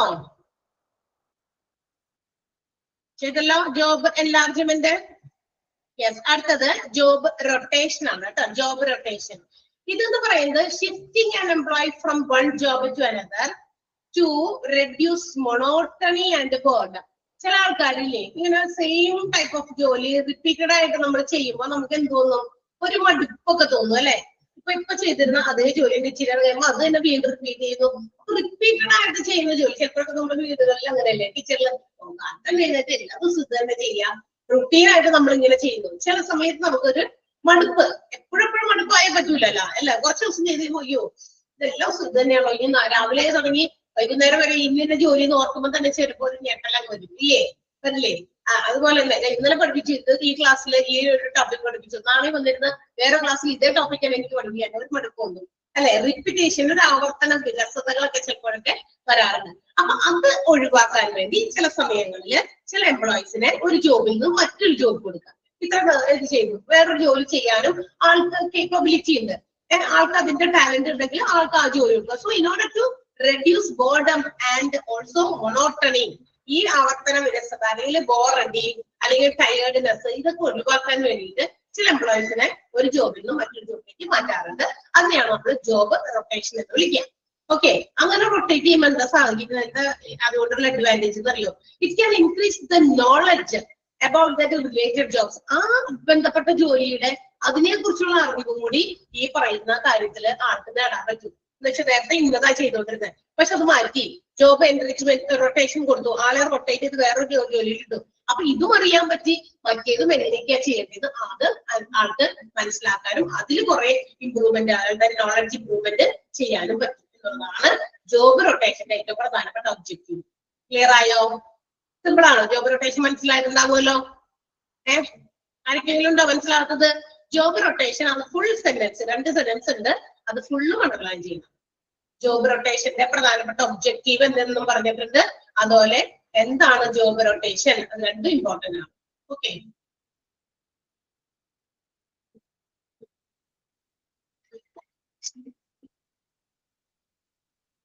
യെസ്. അടുത്തത് ജോബ് എൻറിച്ച്മെന്റ് ആണ്. നമ്മളിപ്പോ എടുക്കുന്നില്ല, കാരണം അതിന് ഒരു 10-15-20 മിനിറ്റ് കൊണ്ട് എടുക്കാൻ പറ്റുന്ന ഒരു ഭാഗമാണ്. പുതിയ ചാപ്റ്റർ തുടങ്ങും, അതിന് മുമ്പ് നിർത്താൻ. എല്ലാവരും എനിക്ക് കുറച്ച് ചോദിക്കാനുണ്ട്, അതുകൊണ്ടാണ് അവിടെ വെച്ച് നിർത്തുന്നത്. അല്ലെങ്കിൽ എനിക്ക് ചോദിക്കാനേ സമയത്തില്ല, ഞാൻ എപ്പോഴും മറന്നു പോകുന്നത്. ചോദിക്കാനുള്ളത് ഇതാണ്. ഇത്രയും വരെ എല്ലാവർക്കും മനസ്സിലായില്ലേ? പഠിച്ചത് മനസ്സിലായില്ലേ? അതിനെ കുറിച്ചല്ല ചോദിക്കാനുള്ളത്. ഓരോ കാര്യം കഴിയുമ്പോഴും ഞാൻ അപ്പൊ തന്നെ ചോദിക്കുന്നുണ്ട്, മനസ്സിലായോ എന്ന്. സോ അവിടെ ഡൗട്ട് ഒന്നും ഇല്ല എന്നാണ് തോന്നുന്നത്, അല്ലേ? ഇന്നെടുത്തത് മുഴുവൻ മനസ്സിലായില്ല എല്ലാവർക്കും? ട്രെയിനിങ്ങിന്റെ ബാക്കി ടെക്നിക്സും പിന്നെ പെർഫോമൻസ് സർപ്രൈസിലും പിന്നെ നമ്മളുടെ എന്താ പറയാ മോട്ടിവേഷൻ. എന്താണ് മോട്ടിവേഷൻ? മോട്ടിവേഷൻ ഏതൊക്കെ രീതിയിലാണ്, അതിന്റെ കുറച്ചുവരെ പഠിച്ചു. ഇനി 2-3 പോയിന്റും പിന്നെ ഒരു എംപ്ലോയി മൊറൈൽ എന്ന് പറയുന്ന ഒരു ടോപ്പിക്കും പിന്നെ ഗ്രീവാൻസ് എന്ന് പറയുന്ന ഒരു കുഞ്ഞു ടോപ്പിക്കും മാത്രമേ പഠിക്കാനുള്ളൂ. അതോട് കഴിഞ്ഞ് ചാപ്റ്റർ തീരും. ബിഫോർ ദാറ്റ് പോകുന്നില്ല. അതിന് മുമ്പ് ചോദിക്കാനുള്ളത്, 3rd മൊഡ്യൂളിലെ എല്ലാ ചാപ്റ്ററും തീർന്നോ? 3rd മൊഡ്യൂളാണ് നമ്മൾ ഇപ്പൊ എടുത്തുകൊണ്ടിരിക്കുന്നത്. എന്റെ ചാപ്റ്റർ വലുതായതുകൊണ്ടാണ് തീരാൻ ഇത്തിരി സമയമൊക്കെ എടുക്കും. വലിയ ചാപ്റ്റർ അല്ലേ, പറഞ്ഞാൽ കൂടെ മുഴുവനും കൂടെ നിങ്ങൾക്ക് തന്നെ കൺവേ ചെയ്യണ്ടേ. വെറുതെ ഇങ്ങനെ വന്നിട്ട് എന്തെങ്കിലുമൊക്കെ പറഞ്ഞിട്ട് പോയാൽ പോരല്ലോ. 3rd മൊഡ്യൂള് ബാക്കി ടീച്ചേഴ്സിന്റെയും കംപ്ലീറ്റ് ചെയ്തിട്ടില്ല. ഏത് ചാപ്റ്റർ ഒട്ടുമെടുക്കാത്ത ഏത് ചാപ്റ്റർ ആണെന്ന് പറഞ്ഞാൽ മതി.